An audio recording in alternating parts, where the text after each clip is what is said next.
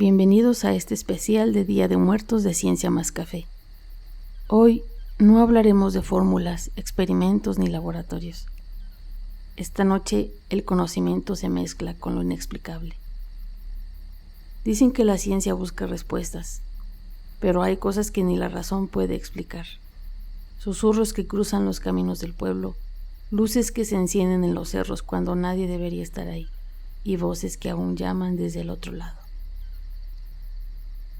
Hoy no hablaremos de la ciencia que explica este mundo, sino de historias que nacen de la tierra misma, relatos que viajan de boca en boca, que se cuentan en las noches más largas y que aún hacen temblar a quienes se atreven a recordarlas. Acompáñanos, si te atreves, a escuchar las historias que nuestros invitados traen esta noche, historias donde la línea entre la ciencia y lo sobrenatural se desvanece. Así que sirve tu café, enciende una vela, porque después de escuchar lo que vas a oír, quizá no quieras apagar la luz.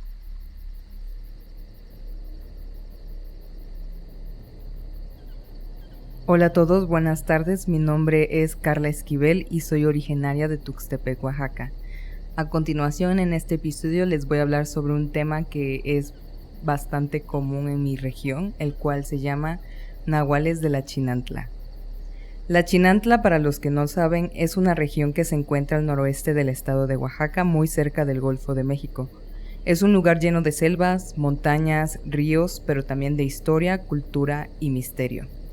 Dependiendo de qué tan alta o baja sea la tierra, la región se divide en 3 zonas: alta, media y baja. Cada una tiene su propio paisaje, su propio clima y sus propias formas de vida. Pero hay algo que las une a todas: su manera de entender al mundo. Los pueblos indígenas que viven aquí, especialmente los chinantecos, tienen una visión muy especial de la vida. Para ellos, lo natural y lo espiritual están conectados. Todo tiene alma: las personas, los animales, el río, el trueno, todo. Y dentro de su cultura hay una creencia que sigue viva hasta el día de hoy: la existencia de los nahuales. Según cuentan, cada persona al momento de nacer comparte su alma con un animal espiritual.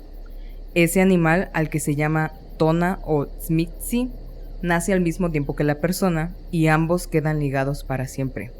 Si el animal muere, la persona también. Si la persona muere, el animal desaparece. Así de fuerte es ese lazo. Pero no todas las personas nacen igual. Algunas tienen un solo espíritu animal, mientras que otras tienen 2 o más. A estas se les llama personas dobles, porque su alma no solo está conectada con animales, sino también con elementos como el viento, el rayo o la lluvia. Y entre esas personas dobles, algunas ni siquiera saben con qué están conectadas, pero hay otras que sí lo saben y pueden usar ese poder a voluntad. Esas personas son las que se conocen como nahuales. Un nahual no solo es alguien que tiene una conexión fuerte con su espíritu animal, es alguien que puede transformarse en ese animal, ya sea físicamente o en espíritu. Algunos usan ese poder para curar, para proteger a su comunidad. Otros para hacer daño, depende de su intención.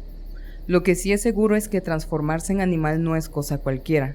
Es un acto lleno de fuerza, magia y significado. Es algo que se aprenda, que se hereda o que simplemente se lleva dentro. Y muchas de las leyendas de la Chinantla hablan de estas personas especiales. A continuación les voy a presentar un mito y una leyenda que habla sobre los nahuales. El mito a mí, a lo personal, me parece bastante interesante porque habla de un lugar de Tuxtepec bastante característico. Para los que no sepan, Tuxtepec viene del náhuatl Tuxtepetl y el mito se titula La leyenda de Nazcatl, el guardián de Tuxtepetl.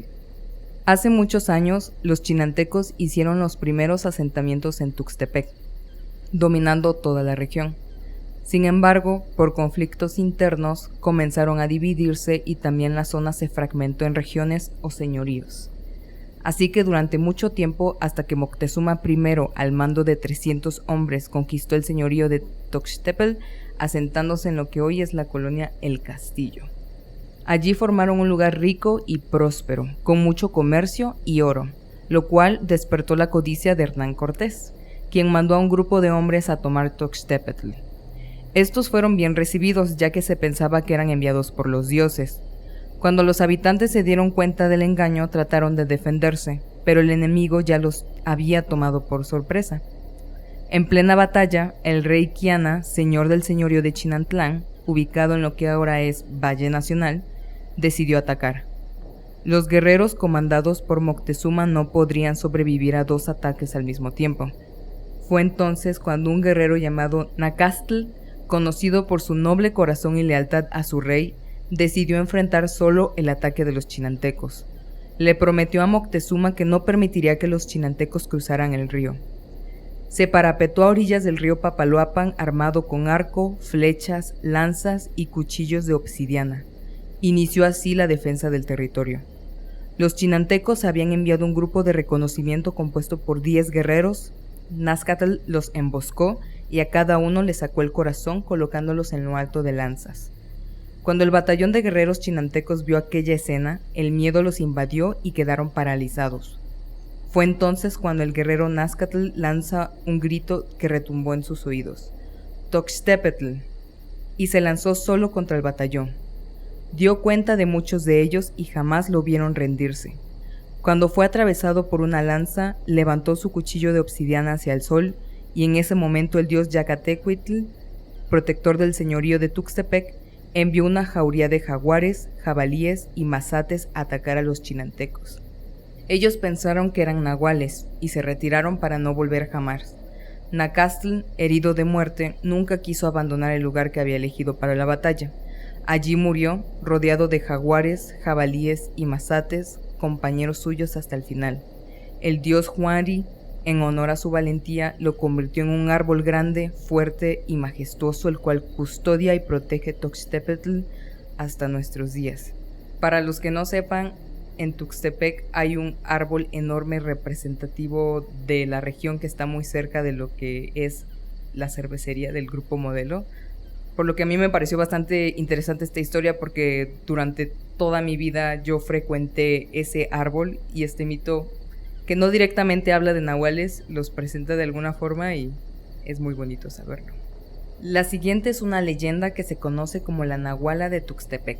Pues bien, por allá en los años 50, en el barrio de abajo, en Tuxtepec, vivía una mujer llamada Juana Paulina. Dicen que era descendiente directa de don Catarino Virgen, un curandero de los antiguos. Su tona era un gavilán, o mejor dicho, una gavilana. Y no era cualquier ave, era hermosa, imponente, pero distinta. Volaba de noche sobre las riberas y de vez en cuando se llevaba una gallina de los traspatios. Cuentan que en las noches de luna llena podría vérsela parada en la torre del reloj de la parroquia. De día nadie habría sospechado de ella. Llevaba una vida común como cualquier mujer del barrio. Lo único extraño eran sus grandes ojeras, como si no durmiera por las noches. Una vez llegó al pueblo un brujo zapoteco con malas intenciones. Dicen que se convirtió en coyote y empezó a rondar el caserío, asustando a los trasnochadores y robando almas por las casas de mala fama en Hidalgo y Carranza. Se hicieron misas, se formaron grupos de cazadores, pero nadie pudo atraparlo. Hasta que una noche, Juana Paulina decidió enfrentar al intruso. Se transformó en su ave de poder y salió volando, decidida a proteger su gente. Lo encontró por el rumbo de El Azufre, escondido entre las sombras. Allí, en medio de la oscuridad, se batieron en duelo. El gavilán se lanzó sobre el coyote. Sus garras se clavaron en el lomo del animal y su pico desgarró la piel dura. Pero la bestia también luchó. Hundió sus colmillos en el cuerpo del ave y la hirió de gravedad. Aún así, la gavilana logró escapar, volando con lo último de su fuerza. No alcanzó a llegar a casa. Mitad mujer, mitad pájaro, caminó como pudo entre los árboles de naranja del jardín. Sus heridas no le dieron tregua. Dicen que, al amanecer, tomó la calle angosta que llevaba a la avenida Libertad justo cuando rompía el alba. Algunos la vieron cruzar el parque rumbo a la parroquia, donde el padre Cuevas ya estaba rezando los maitines. Fue doña Esperanza, mujer devota, quien la encontró en el pasillo central de la iglesia. Estaba desnuda, sangrante, ya sin vida. La cubrió con su rebozo negro y corrió gritando hacia la casa cural. Los pocos fieles que llegaron a verla sabían lo que era, una nahuala. Bajo su cuerpo había plumas manchadas de sangre y sus uñas eran largas como garras, con restos de pelo negro entre ellas. Pocos días después encontraron el cuerpo del brujo cerca de San Felipe el Castillo. Estaba destrozado, como si un gran felino lo hubiera atacado. Don Pablo Cerqueda, vecino del rumbo donde hoy está el tanque de agua, juró haber visto un jaguar enorme arrastrando un coyote. Y es que, dicen por ahí, que el nahual de don Catarino, el abuelo de Juana Paulina, era nada más y nada menos que el jaguar de la Chinantla. Hola, mi nombre es Eduardo Rojas Prado. El día de hoy me toca compartir con ustedes una historia, leyenda de mi estado natal, que es Michoacán. Para esto nos remontamos a tiempos inmemorables, cuando todavía la cultura purépecha tenía una gran presencia e influencia en este estado, sobre todo en la parte del lago de Pátzcuaro, en donde la actividad pesquera, agrícola y de artesanías pues siempre ha sido un pilar importante de esta comunidad. En esta historia nos basamos mucho a un poco de religión, cultura y un poquito de misticismo relacionado a lo que es la diosa del agua, la diosa de la naturaleza y de la tierra, y que seguramente puede variar mucho de historia a historias, porque como tal es una deidad, es algo que ha estado presente de generación en generación y que se han estado contando historias desde diferentes perspectivas y personas que lo han vivido. En esta ocasión me centro en una que me platicaban mucho cuando era más pequeño, que es referente a un hombre que se dedicaba justamente a la pesca, pero que además de la pesca, pues lo que sucedía es que él tenía pues muchos vicios, entre ellos el consumo de diferentes sustancias como el alcohol, entre muchas otras que desde tiempos memorables pues seguramente se estuvieron usando. Y era referente a que al momento de anochecer, cerca del lago o cerca de lo que tiene que ver con el agua y la pesca, se aparecía una entidad. Esta entidad podía tomar forma humana, pero también de animales o de algo importante para esa persona que lo estuviera pues viendo o escuchando, incluso con ruidos.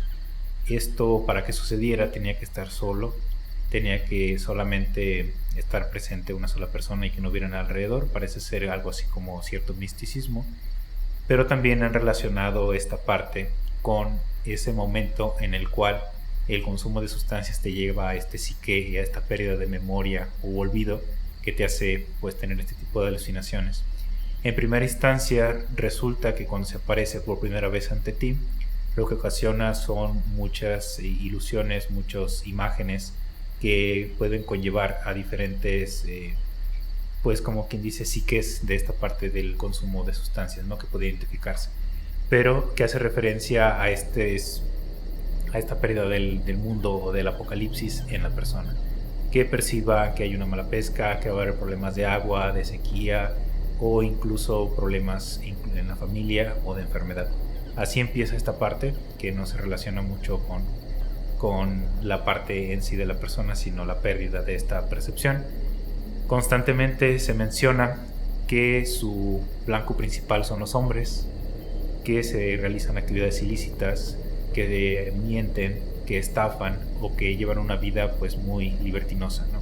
En ese sentido, las mujeres, si bien no se escapan de esta entidad, pues los hombres suelen ser el blanco principal, ya que se menciona que suele seducirlas principalmente tomando la forma de una mujer sensual que puede caminar sobre el agua o los alrededores y que de cierta manera los seduce por varios tiempo hasta que toma la suficiente fuerza para pues ahora sí que enredar a la persona y llevarlo a lo que es el ahogamiento sin darse cuenta. Simplemente empiezan a caminar sin rumbo, perdidos, sin una percepción, sin hacer caso de nada ni nadie, hasta que se van adentrando poco a poco al agua y hundirse por completo hasta que dejan de respirar y no se dan cuenta. Y en este punto, al día siguiente suelen encontrar los cuerpos en las orillas del lago.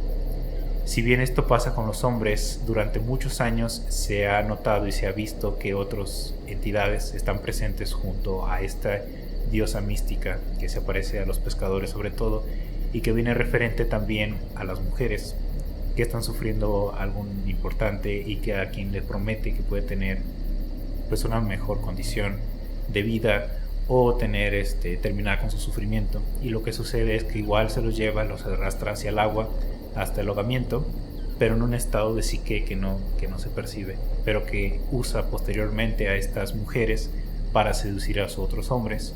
y que constantemente le estén llevando pues esas almas para apoderarse de ellas, ¿no? También se menciona que es una protectora de lo que tiene que ver con la naturaleza y la tierra, y de esta manera puede ahuyentar a los malos espíritus, pero también llevar hacia la perdición a las personas que suelen perderse en estos lugares. Ahora, durante mucho tiempo esta historia ha dado muchas vueltas y ha tenido muchas interpretaciones de personas que han vivido esta experiencia, y lo más común es de un hombre que nos comentaba hace mucho tiempo que después de haber tenido una vida de libertinaje y haberse encontrado justamente a esta entidad o a este espíritu en el agua mientras pescaba por la noche, le dio miedo por completo y dejó de hacerlo durante meses, lo cual llevó a la economía familiar pues a la ruina completamente, y decidió mejor realizar otras actividades en la agricultura y en la artesanía antes que regresar, porque decía que constantemente, hasta que no se alejó completamente del lago, pues dejó de tener estas pesadillas. Que si bien no ha sido un representante muy importante en las leyendas de México, sí de Michoacán, y que siguen siendo muy presentes, al menos en la parte de la actividad pesquera y agrícola de estas entidades importantes, y que muchas veces sirven como un reprendo de parte de las mamás y abuelas hacia los jóvenes que siguen malas estilo de vida y que los regañan constantemente, ¿no? Y estamos hablando nada más y nada menos que de la dichosa Miringüe, ¿no? Que es la que relacionan, al menos en esta parte del estado, en el lago de Pátzcuaro, como una deidad del agua, de la tierra y de la naturaleza que ha estado presente durante muchos años, y que cada Día de Muertos regresa para llevar aún más almas al lago y dar mejores pescas durante el resto del año a toda la población. Les voy a contar otra historia, que si bien tiene mucho que ver con la cultura mexicana y michoacana sobre todo, es más o menos del tiempo de cuando fueron la parte del zapatismo, en el cual durante mucho tiempo estuvo esta población llena de diferentes personalidades que estaban utilizando el Estado para diferentes fines.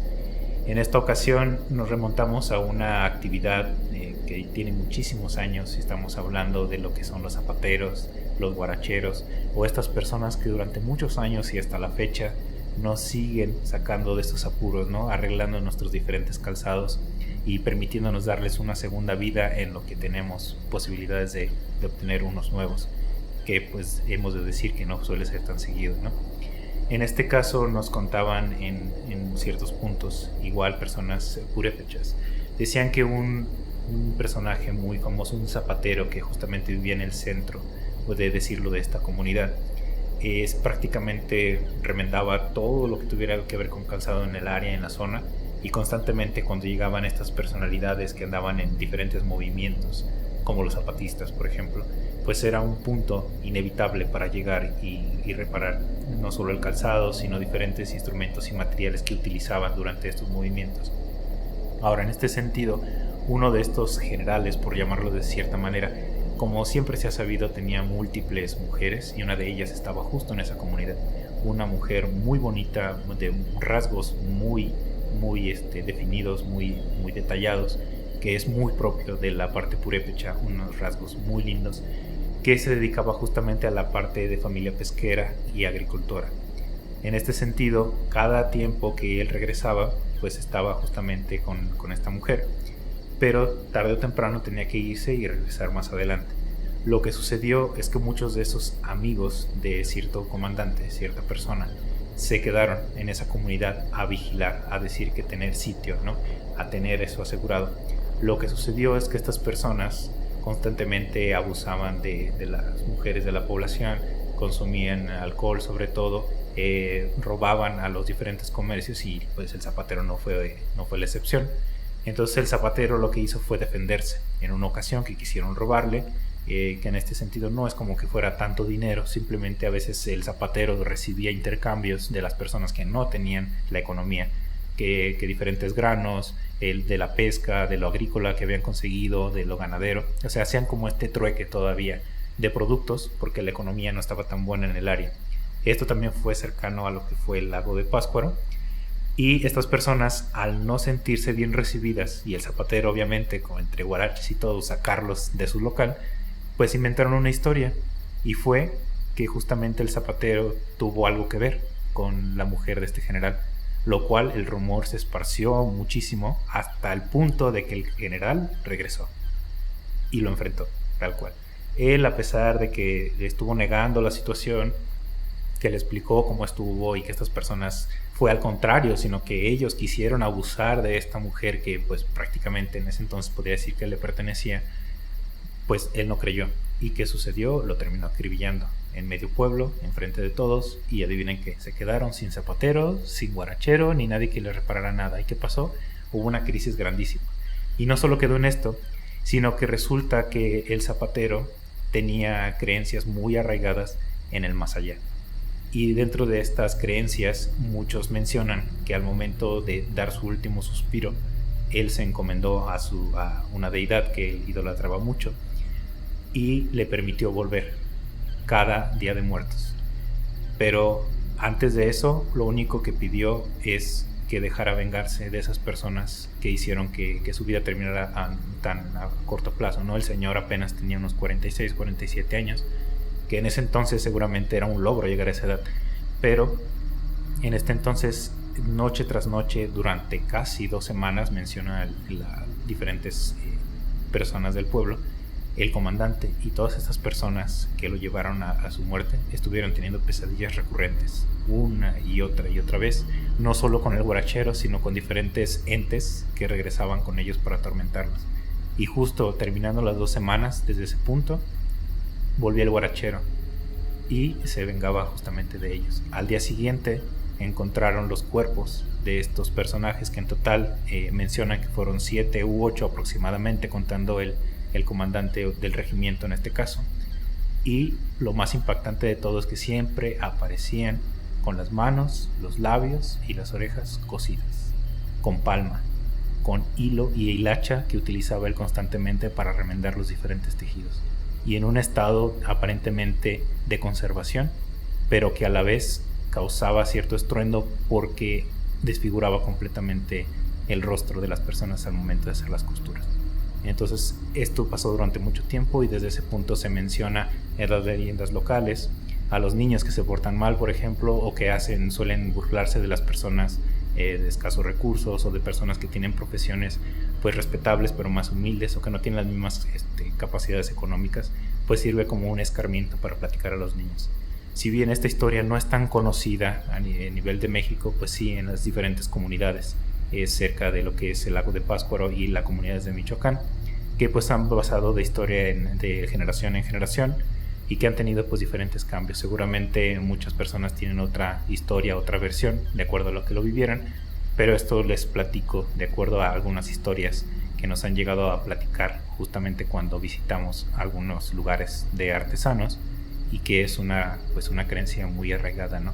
Que nos sigue dejando en vivo que pues existe el segundo plano, y que existe lo sobrenatural, y que justamente en Día de Muertos estos fantasmas regresan a reclamar lo que es suyo, o simplemente a recordar la vida que les hubiera gustado tener.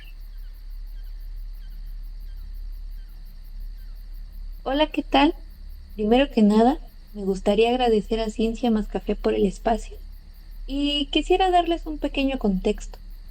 La leyenda que van a escuchar a continuación proviene del estado de Oaxaca, específicamente de la comunidad de Valerio Trujano, un municipio perteneciente a la región Cañada.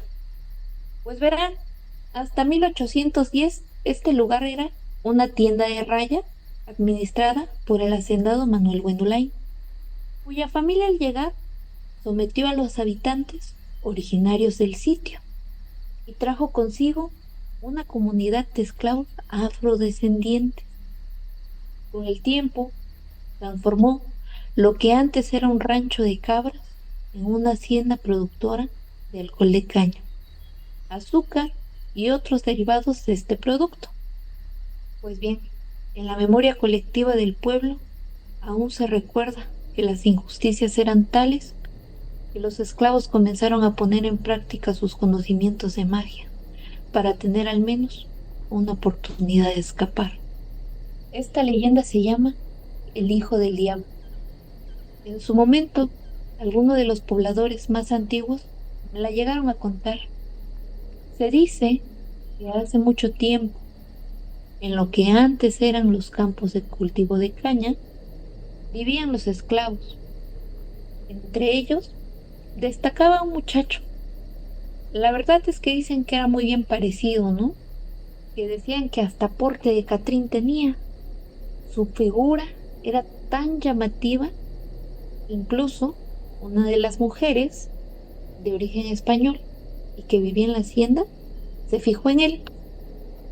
Al principio, ella comenzó a visitarlo de vez en cuando y a escondidas, ¿no? Pero dicen que con el tiempo, todos esos momentos compartidos solo fortaleció el lazo que existía entre ambos. Las visitas se hicieron cada vez más frecuentes y en ocasiones se perdían entre los cañaverales. Lo que parecía un gusto pasajero se prolongó por meses, hasta que una madrugada la muchacha, toda sudorosa y quejumbrosa, llegó a buscarlo. Desesperada, le pedía que escaparan juntos, pues estaba esperando un hijo suyo. En ese momento, aquel hombre reveló su verdadera naturaleza. Le dijo que no le interesaba, que solo la había utilizado, y le mostró sus pies. Uno era de cabra y el otro de guajolote. Ya nada importaba, pues estaba a punto de dar a luz al hijo del diablo. Asustada, la joven sintió como que algo crecía dentro de ella, y esa misma noche, entre las cañas, dio a luz a un bebé. Dicen que el niño nació hablando, lo que aterrorizó a la pobre mujer. Como pudo, atravesó los campos hasta llegar al río, donde intentó ahogarlo. Pero, pese a sus esfuerzos, el niño no moría y tampoco dejaba de hablar. En su desesperación, la muchacha lo dejó a merced de la corriente, mientras la criatura le repetía que se iba a arrepentir y que tarde o temprano se llevaría a todos los de su familia. Pues bueno, afirman que no pasó mucho tiempo para que aquellos que vivían en la hacienda y visitaban los campos comenzaran a morir, después de escuchar el llanto de un bebé. Y hasta la fecha, sobre todo en época de muertos, aquellos que se animan a ir por agua al río en las madrugadas a regar sus cultivos y que han llegado a escuchar los llantos del infante, aseguran que un viento gélido los envuelve y les impide moverse. Entonces sienten como por su cuerpo corre un sudor frío, frío. Y cuando por fin las piernas les responden y logran llegar a sus casas, caen enfermos de fiebre. Y pues esto sería todo. Hola, soy Yainelis y vengo desde Cuba, aunque hoy mi voz les habla desde esta tierra, México. En mi país, como aquí, también creemos en que los seres que amamos nunca se van del todo.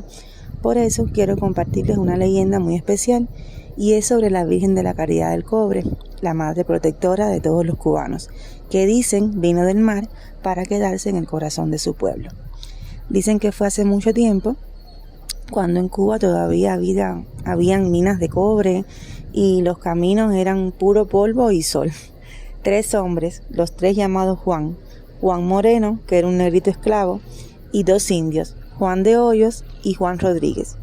Los 3 hombres salieron en una barquita a buscar sal por la bahía de Nipe. El cielo de pronto se puso súper negro. El mar se alzó bravo, con olas tan altas que parecía que el mundo se iba a acabar. Y en medio de todo aquel viento, cuando ya no podían ni remar, vieron algo de pronto que flotaba entre las aguas, algo que brillaba. Era una tablita de madera y sobre ella una imagen chiquita de una mujer morena vestida de oro con un niño cargado en brazos. Tenía una sonrisa serena, como si nada pudiera hacerle daño, y en la base decía: yo soy la Virgen de la Caridad. El mar se calmó, así de golpe, así como lo están escuchando. Ni una ola más, como si el mismo océano la hubiera reconocido.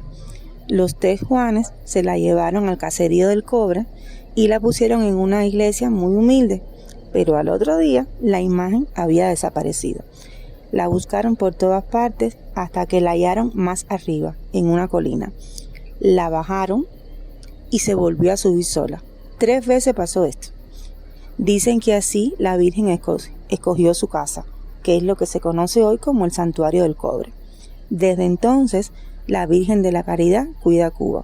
Cuida a los mineros, a los enfermos, a los que rezan por sus hijos y también a los que cruzan el mar buscando otro destino.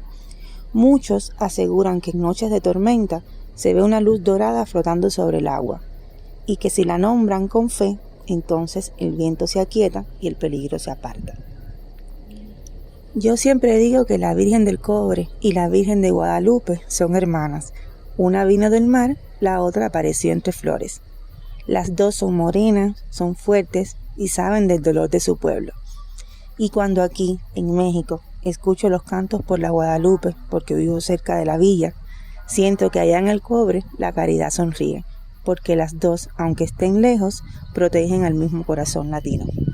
Pues bien, les voy a contar esta historia que desde que la escuché, pues cada año la cuento en estas fechas.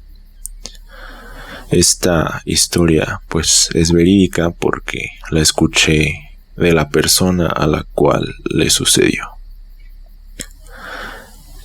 Por motivos pues de privacidad no daré el nombre de esta persona. Lo que sí puedo decir es que esta persona se dedicaba a ser transportista. Era transportista, era trailero, entonces pues recorría todas las carreteras de México. Lo que él hacía era pues transportar frutas y verduras desde la central de abasto que está en la Ciudad de México hacia otros puntos de la República Mexicana. Entonces él comenta que cierta semana estaba muy saturado de trabajo, entonces llevaba aproximadamente 24 horas sin dormir, ¿no? Porque había estado en la central de abastos, había llevado un cargamento y había regresado. Entonces regresó en la noche, 11, 12 de la noche. Entonces llegando a la central le dicen: no, pues te toca ir a hacer una entrega hacia el norte de México, ¿no? Hacia el norte de la República. Entonces pues él estaba bastante cansado, pero pues necesitaba el dinero. Entonces pues aceptó. El chiste es que pues ya se bajó del camión y en lo que pues cargaban el camión, pues comió, se durmió un ratito y pues ya, ¿no? Se puso en marcha. Entonces por ahí de las 3, 4 de la mañana iba recorriendo la carretera Celaya-Salamanca en Guanajuato. Entonces pues sí, iba bien, no se sentía con sueño, me relata, ¿no? Que ahí llevaba pues un café para pues no dormirse. Aparte pues iba escuchando música, iba escuchando la radio, entonces pues iba bien. Y llegó a un tramo de esa carretera que era un tramo recto. Entonces cuando iba circulando del lado derecho, a lo lejos vio que iba caminando una mujer con un vestido blanco. Entonces pues a él se le hizo muy extraño, porque ¿qué iba a estar haciendo una persona a esas horas de la noche, ¿no? Caminando por una carretera, ¿no? Donde prácticamente pues no había casas. Y ya, pues el chiste es que conforme más se acercaba, pues iba viendo que realmente la persona pues tenía, pues era una mujer y estaba vestida de blanco.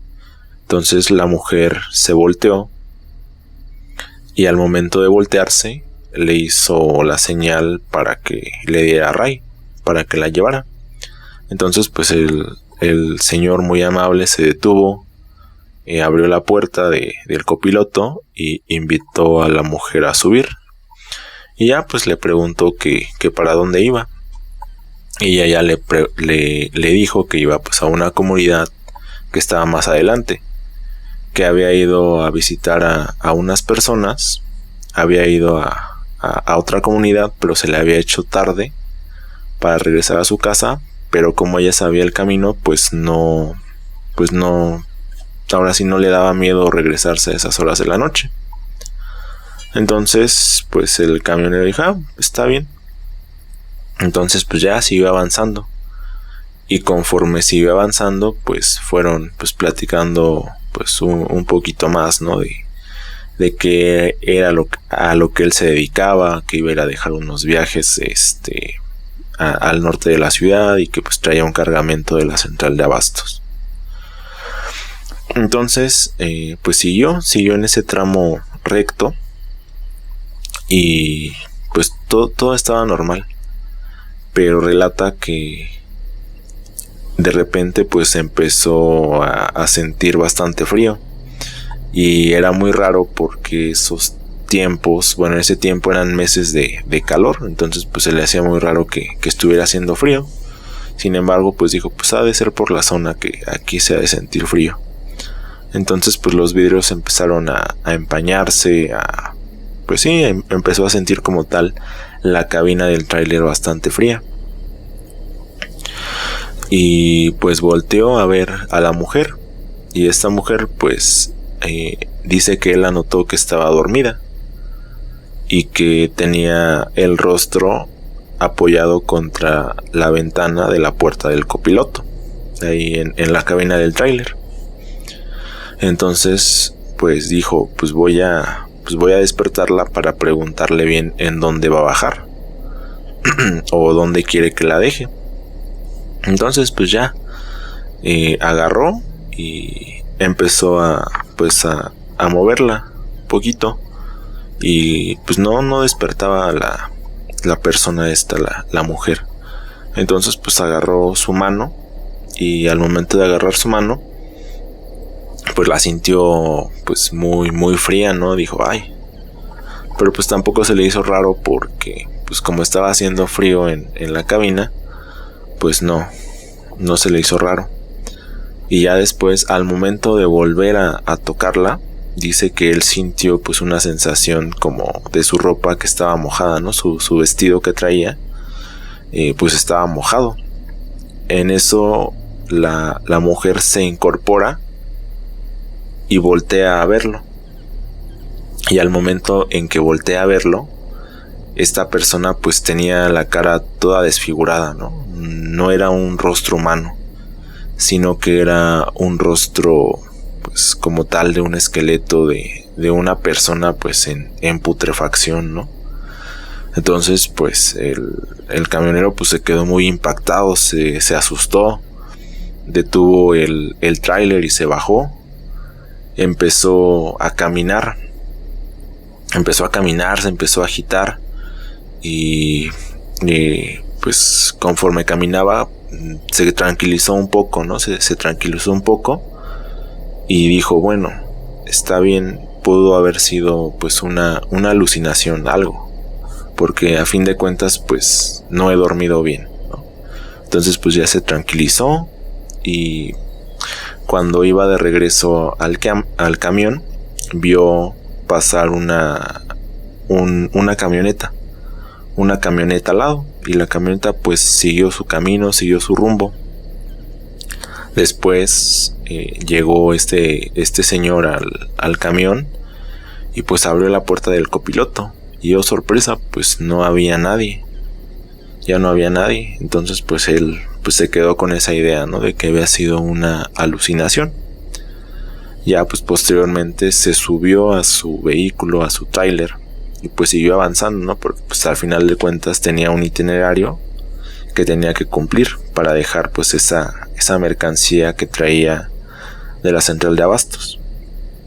Entonces pues ya siguió circulando y pasaron unos 5-10 minutos desde que volvió a ponerse en marcha y llegó a un retén. Estaba pues la carretera pues acordonada y ya se bajó y le preguntó pues al policía, ¿no? Que qué era lo que estaba pasando. Y el policía pues ya le contó, ¿no? Que una camioneta pues se había estampado contra el muro del muro de contención y que pues las personas ahí habían fallecido, ¿no? Habían fallecido. Entonces el policía le dijo, no, pues qué suerte que no fuiste tú. Y ya el camionero pues le platicó lo que había pasado al policía. Le platicó, no, pues que había visto a una mujer que había, pues ahora sí que le había pedido pues ray para que la llevara, que era una mujer pues que tenía un vestido blanco, pero que pues posteriormente se transformó como tal en un ente, en un espíritu.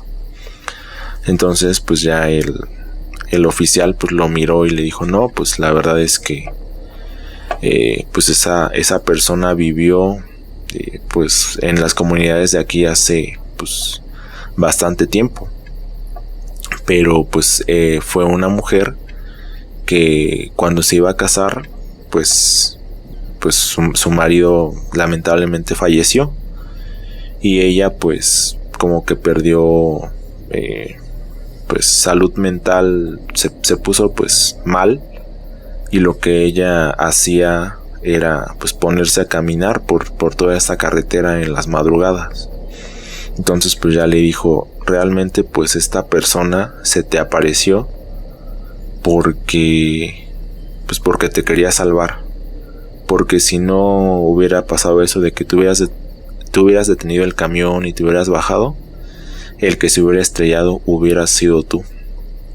Entonces pues sí, ese ente, pues ahora sí esa mujer fue la que te salvó, fue la que te ayudó. Entonces pues esa es una historia en la que yo me quedo pues con que no todos los espíritus, las entes pues están aquí para hacernos maldad, ¿no? A veces pues nos ayudan, nos orientan, nos dan pistas, ¿no? Para salvarnos la vida y que no pues padezcamos lo que ellos están padeciendo. Y pues esa es toda mi historia. En un pequeño pueblo en las costas de Cuba, donde las palmeras se mecen al compás del viento y en más susurra secretos antiguos, se alzaba una casa abandonada conocida como la Casa de los Susurros. Durante años, los lugareños habían evitado acercarse, pues decían que quienes entraban a la casa nunca regresaban igual. La leyenda contada con un antiguo propietario, llamado Ramón, había llevado a cabo experimentos oscuros en su hogar, buscando la forma de comunicarse con los muertos. Una tarde, un grupo de jóvenes aventureros, atraídos por las historias de terror y la emoción de lo desconocido, decidió explorar la casa. Entre ellos estaba Laura, una chica valiente y curiosa, que siempre había sentido una atracción por lo sobrenatural. «No hay nada que temer», les dijo a sus amigos mientras se acercaba a la puerta desvencijada. «Son solo unos cuentos para asustar a los niños». Al cruzar el umbral, el aire se volvió denso y frío. El interior estaba cubierto de polvo y telarañas, y los muebles estaban cubiertos con sábanas blancas que parecían fantasmas en la penumbra. A medida que avanzaban, los ecos de sus risas se desvanecían, reemplazados por un silencio inquietante. «¿Escucharon eso?», preguntó Miguel, uno de los chicos del grupo. Todos se quedaron en silencio, tensos. Un susurro apenas audible flotó en el aire. «¡Ayúdanos!». Laura sintió un escalofrío recorrer su espalda. «Es solo el viento», intentó convencerse. Decidieron explorar la planta superior. Las escaleras crujían bajo sus pies, y cada paso parecía despertar los fantasmas del pasado. Al llegar al pasillo, encontraron varias puertas cerradas. Una de ellas estaba entreabierta y de ella provenía una luz tenue.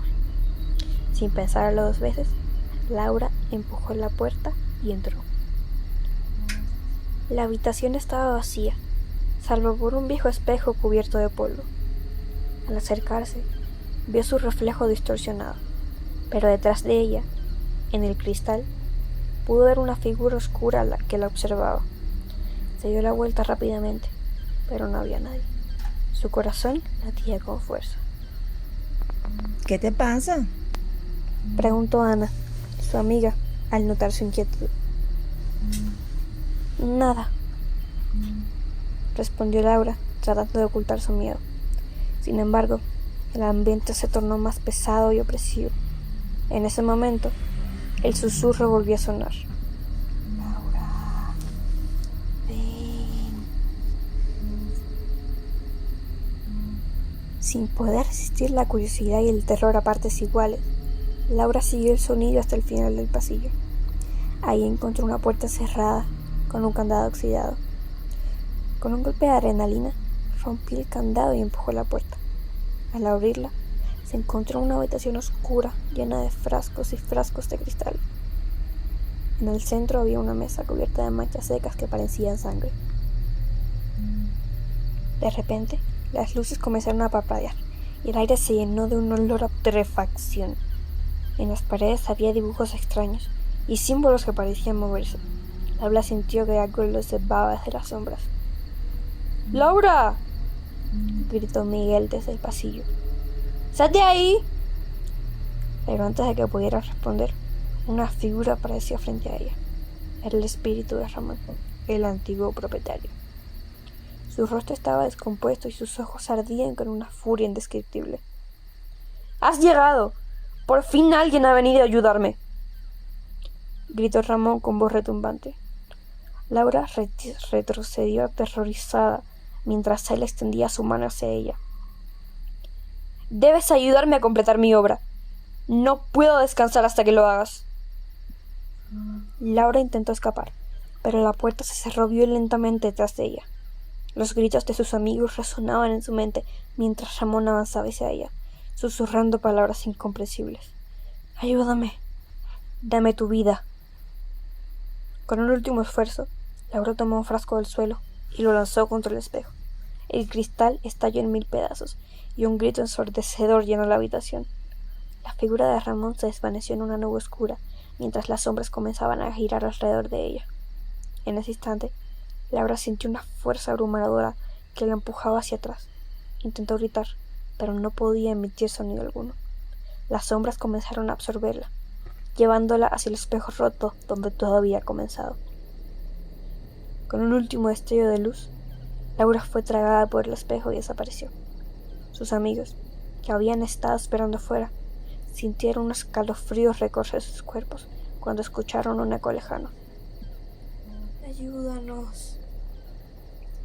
Desesperados, intentaron abrir la puerta, pero estaba sellada por una fuerza invisible. A medida que el tiempo pasaba, uno a uno comenzaron a sentir la presión del miedo y la desesperación. La casa parecía cobrar vida a su alrededor. Las paredes susurraban sus nombres, mientras las sombras danzaban en la oscuridad. Esa noche, los jóvenes nunca regresaron a casa. La casa de los susurros permaneció en pie, como un monumento al horror, atrapando las almas de aquellos que se atrevieron a entrar. Cada vez que el viento soplaba el puesto costero, los lugareños podían escuchar un eco distante. Ayúdanos, ayúdanos.